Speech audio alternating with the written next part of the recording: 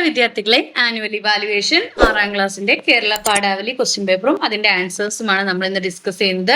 അപ്പൊ നിങ്ങൾ ആദ്യമായാണ് ചാനൽ കാണണമെങ്കിൽ ചാനൽ ഒന്ന് സബ്സ്ക്രൈബ് ചെയ്യണേ. നമുക്ക് നോക്കാം. ഒന്നാമത്തെ ആക്ടിവിറ്റി വായിക്കാം എഴുതാം എന്നുള്ളതാണ്. നമുക്ക് റീഡ് ചെയ്ത് നോക്കാം.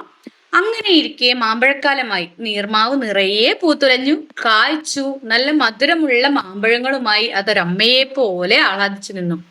ആയിടെ അങ്ങ് വടക്കൻ പർവ്വതത്തിൽ നിന്നും പറന്നു വന്ന ഒരു ദേശാടന കിളി നീർമാവിന്റെ ചില്ലയിൽ വന്നിരുന്നു. കാവിൽ വന്നുകൂടിയ പക്ഷികളിൽ ഒന്നായിരുന്നു അത്. ഒരു ചാര സുന്ദരി, പരന്ന കൊക്കും നീണ്ട കാലുകളുമാണ് അവൾക്ക്. മാവിന് അവളെ ഇഷ്ടമായി.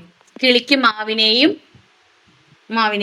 ഉമ്മ കിളി മാവിന് ഒരു ഉമ്മ കൊടുത്തു. മാവ് കിളിയെ ചില്ലകൾ കൊണ്ട് ചേർത്തണച്ചു. ഹിമാലയത്തിന്റെ താഴ്വാരത്ത് ഭൂട്ടാൻ എന്നൊരു ദേശമുണ്ട്. ഹിമാലയമോ? അതെന്താണ്? മരം ചോദിച്ചു. ലോകത്തെ ഏറ്റവും വലിയ പർവ്വതമാണ് ഹിമാലയം. മഞ്ഞ് മൂടിക്കിടക്കുന്നത് കൊണ്ടാണ് അതിന് ഹിമാലയം എന്ന പേര് വന്നത്. കുന്നും മലകളും നിറഞ്ഞ തികച്ചും സുന്ദരമായ കൊച്ചു രാജ്യം. രാജാവ് അവിടെ ഭരിക്കുന്നു. എപ്പോഴും മഞ്ഞ് മൂടിക്കിടക്കുന്ന മലകൾ, അവിടെ റോന്ത് ചുറ്റുന്ന കൂറ്റൻ കടുവകൾ, കരടികൾ. ആ മലയുടെ ഒരു ഉറവയിൽ നിന്നും ബ്രഹ്മപുത്ര എന്ന നദിയും ഉത്ഭവിക്കുന്നു. ആ കാടുകളാണ് എൻ്റെ വാസസ്ഥാനം. ശിശിരകാലത്ത് അവിടെ ആകെ ശുഷ്കമാകും. പിടിച്ചു തിന്നാൻ ഒരു പ്രാണിയോ പാറ്റയോ പോലും ഉണ്ടാവില്ല. തീവണ്ടിയിലെ കിളി, വി ഷീനിലാലിന്റെയാണ്. അപ്പൊ ഈ പാരഗ്രാഫ് വായിച്ചിട്ട് ഇതിന്റെ താഴെ ചോദിച്ചിരിക്കുന്ന ചോദ്യങ്ങൾക്ക് ഉത്തരം എഴുതാനാണ് പറഞ്ഞിരിക്കുന്നത്. ദേശാടന കിളിയെ സ്നേഹപൂർവ്വം ചേർത്ത് പിടിച്ചത് ആരായിരുന്നു? ആരായിരുന്നു ചേർത്ത് പിടിച്ചത്? നീർമാവ്. ഓപ്ഷൻ സി ആണ് ഉത്തരം. ദേശാടന കിളിയുടെ പ്രത്യേകതകളിൽ പെടാത്തത് എന്ത്? ഇത് ഹിമാലയത്തിൽ നിന്നാണ് വരുന്നത്. ഒരമ്മയെ പോലെ എപ്പോഴും ആഹ്ലാദവതിയായിരുന്നു. പരന്ന കൊക്കും നീണ്ട കാലുകളും അവൾക്കുണ്ടായിരുന്നു. കാവിൽ വന്നു ചേർന്ന പക്ഷികളിൽ ഒന്നായിരുന്നു അവൾ. അപ്പൊ ഇതില് പ്രത്യേകതകളിൽ പെടാത്തത് ഇതാണ്. ബി, ഒരമ്മയെ പോലെ എപ്പോഴും ആഹ്ലാദവതി ആയിരുന്നു. പ്രാവിനെയല്ല, നമ്മുടെ മാവിനെയാണ് പറയുന്നത് അല്ലെ. നല്ല മധുരം, അതൊരമ്മയെ പോലെ ആഹ്ലാദിച്ചു നിന്നു എന്നാണ് പറയുന്നത്. അത് ദേശാടനക്കിളിയുടെ പ്രത്യേകതയിൽ പെട്ടതല്ല. അപ്പൊ ഓപ്ഷൻ ബി ആണ് ഉത്തരം. ഹിമാലയത്തിന് ആ പേര് വരാനുള്ള കാരണം എന്തുകൊണ്ടാണ്? ഓപ്ഷൻ ഡി, മഞ്ഞ് മൂടി കിടക്കുന്നത് കൊണ്ട്. ഡി, ദേശാടനക്കിളിയിൽ അവയുടെ വാസസ്ഥാനം വിട്ട് പറക്കുന്നതിന് കാരണം എന്തുകൊണ്ടായിരിക്കും? ഹിമാലയത്തിലെ മഞ്ഞ് സഹിക്കാൻ കഴിയാത്തത് കൊണ്ട് ശിശിരകാലത്തുണ്ടാകുന്ന ഭക്ഷ്യക്ഷാമം കാരണം. ഏതാണ്? ഓപ്ഷൻ 2. ഇത് 2 മാത്രമാണ് ശരി. അപ്പോൾ ഓപ്ഷൻ സി ആണ് അതിന്റെ ഉത്തരം. 2 മാത്രം ശരി. ദേശാടനക്കിളി പറയുന്ന രാജ്യത്തിന്റെ പ്രത്യേകതകൾ എന്തെല്ലാം? വടക്ക് ഹിമാലയത്തിൽ കാണപ്പെടുന്ന കൊച്ചുരാജ്യമാണ് ഭൂട്ടാൻ എന്നായിരുന്നു അതിന്റെ പേര്. രാജഭരണമാണ് അവിടെ ഉള്ളത്. ഇത് 3 ശരിയാണ്. അപ്പൊ ഓപ്ഷൻ ഡി എല്ലാം ശരിയാണ്. അടുത്ത് കത്ത് തയ്യാറാക്കാനാണ്. കോഴിക്കോട്ട എഴുതിയ ദിവാകരൻ വിഷ്ണുമംഗലം എന്ന എഴുത്തുകാരനെ പരിചയപ്പെട്ടല്ലോ. ആ കവിതയെ കുറിച്ച് നിങ്ങളുടെ അഭിപ്രായം പങ്കുവെച്ച് എഴുത്തുകാരന് കത്തെഴുതുക. അപ്പോ നമ്മൾ ആർക്കാണ് എഴുതുന്നത്? നമ്മൾ എഴുതുന്നത് ആ ദിവാകരൻ വിഷ്ണുമംഗലം. അപ്പൊ അദ്ദേഹത്തിന്റെ അഡ്രസ്സ് പോലെ ഇങ്ങനെ എഴുതിയിട്ട് എഴുതുക. ബഹുമാനപ്പെട്ട സാറിന്. എങ്ങനെ എഴുതും നമ്മള്? അങ്ങയുടെ കോഴിക്കോട്ട എന്ന കവിത ഞാൻ വായിച്ചു. എനിക്ക് ആ കവിത വളരെയധികം ഇഷ്ടമായി. ആ കവിത വായിക്കുമ്പോൾ മനസ്സിൽ നിറയുന്ന രൂപമാണ് അമ്മൂമ്മയുടേത്. എൻ്റെ അമ്മൂമ്മയും എനിക്ക് അതുപോലെ തോന്നിയിരുന്നു. എൻ്റെ ജീവിതവുമായി ഞാൻ ആ കവിതയെ ബന്ധിപ്പിച്ചു. പിന്നെന്താണ്? വാത്സല്യവും സ്നേഹവും കരുതലും എല്ലാം അമ്മൂമ്മയുടെ പ്രത്യേകതകളായി എടുത്തു പറയാം. എനിക്ക് കവിതയിൽ ഇഷ്ടപ്പെട്ടതും അമ്മൂമ്മയെ തന്നെയാണ്. പണി കഴിഞ്ഞു വരുന്ന വലിയമ്മ മടിക്കുത്തിൽ പേരക്കുട്ടികൾക്ക് നൽകാൻ പലഹാരം കരുതിയിട്ടുണ്ടാവും. കൊച്ചുമക്കൾ തന്റെ വരവും കാത്തിരിക്കുമെന്ന് വലിയമ്മയ്ക്ക് അറിയാം. ഒരിക്കലും അവരെ നിരാശപ്പെടുത്താതിരിക്കാൻ വലിയമ്മ ശ്രദ്ധിക്കുമായിരുന്നു എന്ന് കുട്ടികളുടെ ആ കാത്തിരിപ്പ് വ്യക്തമാക്കുന്നുണ്ട്. കുട്ടികൾക്ക് വാത്സല്യത്തിന്റെ പാൽനിലാവ് പകരാൻ വലിയമ്മയ്ക്ക് കഴിയുന്നു. കുട്ടികൾക്ക് പനി വന്നാൽ നനച്ച തുണി നെറ്റിയിലിടും. നാട്ടുമരുന്നുകൾ നൽകിയും അവർക്കൊപ്പം വലിയമ്മയുണ്ട്. അവരുടെ കരസ്പർശനക്കുള്ളില് കുട്ടികൾക്ക് ആശ്വാസമായിരുന്നു. അപ്പൊ ഈ കവിതയിൽ ഇങ്ങനെ സ്നേഹത്തിന്റെ ഒരുപാട് തണവൃക്ഷമായിട്ടുള്ള മുത്തശ്ശിയുടെ ഒരുപാട് കാര്യങ്ങൾ നമുക്ക് കാണാൻ കഴിഞ്ഞു. അപ്പൊ മുത്തശ്ശി എന്ന് പറയുന്നത് നമുക്കൊരു വികാരം തന്നെയാണ്. അപ്പൊ എനിക്ക് ഈ കവിത വളരെയധികം ഇഷ്ടമായി. ഞാൻ എൻ്റെ മുത്തശ്ശിയുടെ കാര്യവും ഈ കവിത വായിച്ചപ്പോൾ എനിക്ക് തോന്നി. എൻ്റെ മുത്തശ്ശിയുമായി ഞാൻ ഈ കവിതയെ ബന്ധിപ്പിച്ചു. അങ്ങേക്ക് നന്ദി എന്നും പറഞ്ഞിട്ട് ഈ കത്ത് ചുരുക്കാം. അപ്പൊ നിങ്ങൾക്ക് അറിയാവുന്ന രീതിയിൽ ആ കവിതയിലെ ആശയമൊക്കെ എനിക്ക് ഇഷ്ടമായി എന്ന് പറഞ്ഞാൽ, ആ കവിതയിൽ എന്തൊക്കെയാണ് പറഞ്ഞേക്കണത്? അമ്മൂമ്മയെ കുറിച്ചാണ് പറഞ്ഞത്. അതിന്റെ അപ്പൊ എനിക്കും അതുപോലെ ഒരു അമ്മൂമ്മയുണ്ട്. നിങ്ങളുടെ ജീവിതവുമായി ബന്ധപ്പെടുത്തി അദ്ദേഹത്തിന് നന്ദി പറഞ്ഞുകൊണ്ട് എനിക്ക് ആ കത്ത് ഇഷ്ടപ്പെട്ടു എന്നുള്ള രീതിയിൽ, കവിത ഇഷ്ടപ്പെട്ടു എന്നുള്ള രീതിയിൽ ഒരു കത്ത് അദ്ദേഹത്തിന് തയ്യാറാക്കാം. രണ്ടാമത്തത് മനുഷ്യരുടെ കൈകടത്തൽ കൊണ്ട് നമ്മുടെ ഭൂമി വലിയ വെല്ലുവിളികൾ നേരിടുന്നു. അതിജീവനത്തിന്റെ തുടക്കം മൈബാൻ. നമ്മുടെ നിലനിൽപ്പ് തന്നെ അപകടത്തിലാകുന്ന പരിസ്ഥിതി പ്രശ്നങ്ങൾ ഏതെല്ലാം എന്നാണ് ചോദിച്ചിരിക്കുന്നത്. ഒന്ന് കാലാവസ്ഥ വ്യതിയാനവും വനനശീകരണവും, നെക്സ്റ്റ് ജൈവ വൈവിധ്യങ്ങളുടെ നഷ്ടവും മലിനീകരണവും. ഓപ്ഷൻ ഡി ആണ് 1ഉം 3ഉമാണ് ശരി. ഇനി രണ്ടാമത്തെ ക്വസ്റ്റ്യൻ നമുക്ക് നോക്കാം. ഹെലൻ കെല്ലർ മണിക്കൂറുകളോളം ടെന്നസി നദിക്കരയിൽ ചെലവിട്ടു. കാരണം പട്ടാളക്കാർ ഉപയോഗിച്ചിരുന്ന തടിപ്പാലത്തിലൂടെയുള്ള നടത്തം. ഇതില് ഓപ്ഷൻ എ ആണ് കാര്യവും കാരണവും ശരിയാണ്. അടുത്ത മൂന്നാമത്തെ വിശകലന കുറിപ്പ് നീ പറയാനാണ് പറഞ്ഞിരിക്കുന്നത്, തയ്യാറാക്കാനാണ് പറഞ്ഞിരിക്കുന്നത്. ഇവിടെ ഒരു കവിത തന്നിട്ടുണ്ട്. കവിതയുടെ കുറച്ച് വരികളാണ്. നീ എടുക്കുന്നു നോക്കുന്നു സസ്മിതം, നീ അവയെ തൊടുന്നു തലോടുന്നു. ഹെലൻ കെല്ലറുടെ ജീവിതവും മുകളിൽ നൽകിയ വരികളും വിശകലനം ചെയ്ത് കുറിപ്പ് തയ്യാറാക്കുക. നമ്മളൊക്കെ അറിയാം, ഹെലൻ കെല്ലർ എന്ന് പറയുന്നത് ആദ്യ പാഠങ്ങൾ എന്ന ഒരു പാഠഭാഗത്ത് പറയുന്ന ഒരു ആരെ കുറിച്ച് പറയുന്നതാണ്? ഹെലൻ കെല്ലറിനെ കുറിച്ച് പറയുന്ന ഒരു കഥയാണ് അല്ലേ. അതായത് ഹെലൻ കെല്ലർ എന്ന് പറയുന്നത് 1.5 വയസ്സാകുമ്പോഴേക്കും അവളുടെ കഴിവ് ശക്തിയും കാഴ്ചശക്തിയും നഷ്ടമായ ഒരു കുട്ടിയാണ്.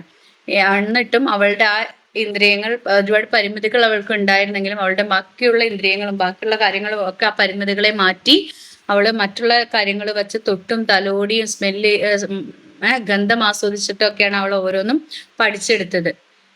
അപ്പോൾ അങ്ങനെ അതെല്ലാം പഠിച്ചെടുത്ത ഉന്നത നിലയിൽ എത്തിച്ചേർന്ന ഒരു വ്യക്തിയാണ് ഹെലൻ കെല്ലർ എന്ന് പറയുന്നത്. അപ്പോൾ ഹെലൻ കെല്ലറെ അതിന് വേണ്ടിയിട്ട് സഹായിച്ചത് അവളുടെ അധ്യാപികയായിരുന്ന ആനി സുലിവൻ ആണ്. ഇക്കാര്യമൊക്കെ നമുക്കറിയാം അല്ലേ.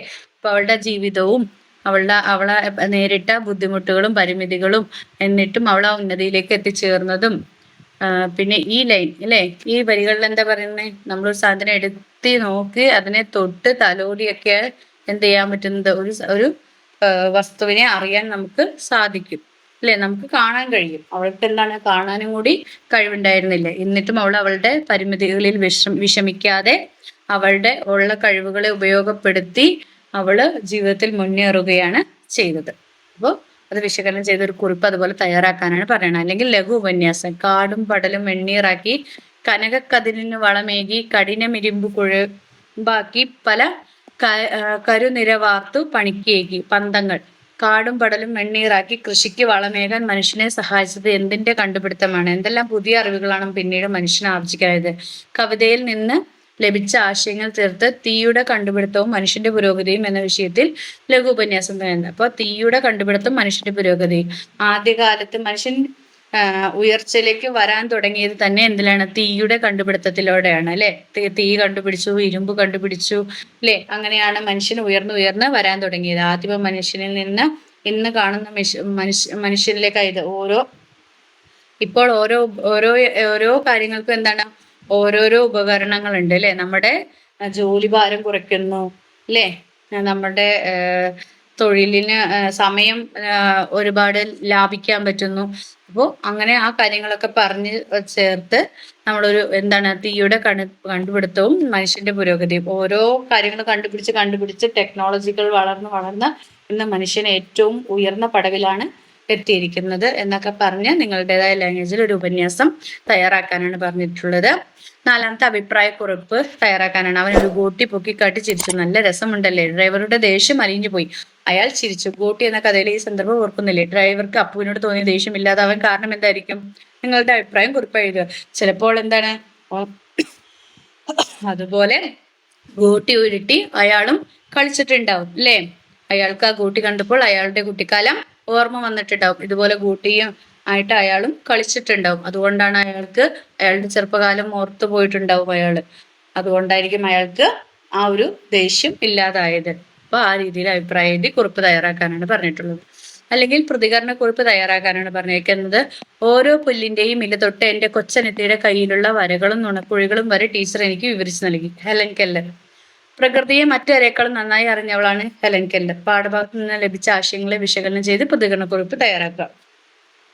നമുക്കറിയാം, നമ്മളിപ്പോ മോളിൽ പറഞ്ഞതാണ് അല്ലേ, ഹെലൻ കെല്ലർ ഓരോന്നും തൊട്ടും എന്താണ് അതിനെ തലോടിയും അതിന്റെ മണം ആസ്വദിച്ചൊക്കെയാണ് അവൾ ഓരോ വസ്തുക്കളെയും കുറിച്ച് അവൾ മനസ്സിലാക്കിയിരുന്നത്. ഈ പാഠഭാഗത്ത് പ്രകൃതിയെ കുറിച്ച് പറയുന്ന ഒരു ഇതുണ്ട് അല്ലേ. ആനി സള്ളിവൻ എന്നാണ് അവളുടെ അധ്യാപകരുടെ കൂടെ അവൾ പോണ സമയത്ത് അവരൊരു മരത്തിന്റെ ചുവട്ടിലിരിക്കുകയും പിന്നെ അവൾക്ക് മരത്തിന്റെ കമ്പിൽ കയറി ഇരിക്കണം എന്ന് പറയുമ്പോൾ കമ്പിൽ കയറി ഇരിക്കുകയും പിന്നീട് ടീച്ചർ ഭക്ഷണം എടുക്കാൻ പോകുന്ന സമയത്ത് കൊടുങ്കാറ്റ് വീശുമ്പോൾ ഒരുപാട് കാര്യങ്ങൾ അവിടെ പറയുന്നുണ്ട് അല്ലേ. അവൾ പേടിക്കുന്നതും അവളെ ആ ഇടക്കാറ്റ് വന്ന് തലോടുന്നതും പിന്നെ അവൾ ഭയപ്പെടുന്നതും പിന്നെ ടീച്ചർ താഴെ ഇറക്കുന്നതും ഒക്കെ പറയുന്നുണ്ട്. അപ്പൊ അതൊക്കെ വിശകലനം ചെയ്ത ഒരു പ്രതികരണക്കുറിപ്പ് തയ്യാറാക്കാനാണ് പറഞ്ഞിട്ടുള്ളത്. അടുത്ത് അനുഭവക്കുറിപ്പ് തയ്യാറാക്കാനാണ്. ടെന്നസി നദിക്കരയിൽ ചെറുകല്ലുകൾ കൊണ്ട് ഡാമുകളും ദ്വീപുകളും തടാകങ്ങളും ഉണ്ടാക്കിയ കാര്യങ്ങൾ ഹെലൻ കെല്ലർ പറയുന്നുണ്ട്. അതുപോലെ കളിക്കിടയിൽ പലതരം നിർമ്മിതികൾ നിങ്ങളും ഉണ്ടാക്കിയിരിക്കുമല്ലോ, അത്തരം അനുഭവം കുറിപ്പായി എഴുതുക. അപ്പോൾ നിങ്ങൾ കളിക്കിടയിൽ എന്തൊക്കെ വീടുണ്ടാക്കിയതോ അല്ലെങ്കിൽ വേറെ എന്തെങ്കിലും അല്ലേ കാര്യങ്ങൾ എന്തെങ്കിലും ക്രിയേറ്റീവ് ആയിട്ടുള്ള എന്തെങ്കിലും നിങ്ങൾ ഉണ്ടാക്കിയിട്ടുണ്ടെങ്കിൽ അത്തരം ഒരു അനുഭവം കുറിപ്പായി എഴുതാനാണ് പറഞ്ഞിട്ടുള്ളത്. അടുത്ത ആസ്വാദനക്കുറിപ്പ് തയ്യാറാക്കാനാണ് പറഞ്ഞിട്ടുള്ളത്. ഒരു കവിത തന്നിട്ടുണ്ട്. പുതുഗീതം. കുഞ്ഞു കിനാവുകൾ ഉള്ളിൽ വിരിയും നമ്മുടെ മനം ഒരു പൂന്തോട്ടം, കുഞ്ഞു മനസ്സിൻ പൂവുകൾ ചുറ്റും നന്മ പരുത്തിടും മെന്നെന്നും പല വർണ്ണങ്ങളിലഴകിൽ നിറയും പൂവുകൾ ഞങ്ങളിൽ എന്നാലും ഒന്നാണൊരുമയിലെന്നും ഞങ്ങൾ നല്ലൊരു നാളെ വാർത്തിടും.